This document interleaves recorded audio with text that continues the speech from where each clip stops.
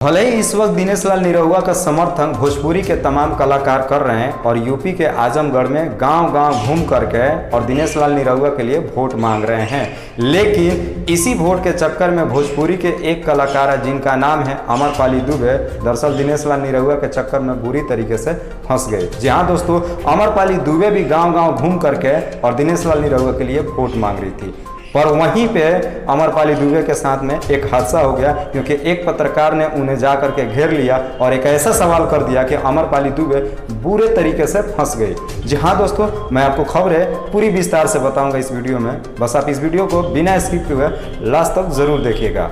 जी हाँ दोस्तों, जैसे कि आप सब जानते हैं कि दिनेश लाल निरहुआ इस वक्त यूपी के आजमगढ़ में अखिलेश यादव की पत्नी डिम्पल यादव के विरोध में इलेक्शन लड़ रहे हैं। वहीं पे अमरपाली दुबे गांव-गांव घूम करके दिनेश लाल निरहुआ के लिए वोट मांग रही थी।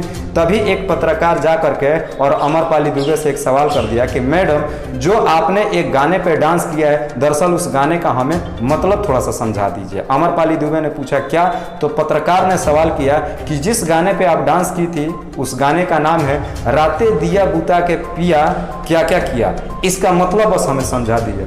पर क्या था दोस्तों, अमरपाली दुबे इस कदर से शर्मा गई कि मुंह दिखाने लायक नहीं रही और उस पत्रकार को जवाब नहीं दे पाई।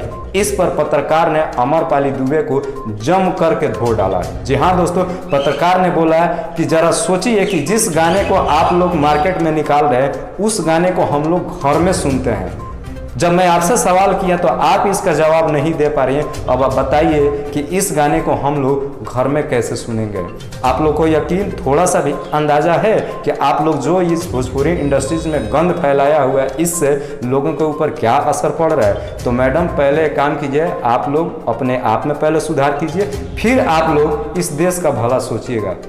तो दोस्तों, आपको क्या लगता है कि जो पत्रकार ने अमरपाली दुबे से सवाल किया कि वो सही था या गलत? आप अपनी राय हमें कमेंट बॉक्स में ज़रूर बताइएगा। और हाँ दोस्तों, साथ ही साथ आप हमें ये भी ज़रूर बताइएगा कि आप ये मेरा वीडियो कौन से ज़िले के किस राज्य से देख रहे हैं।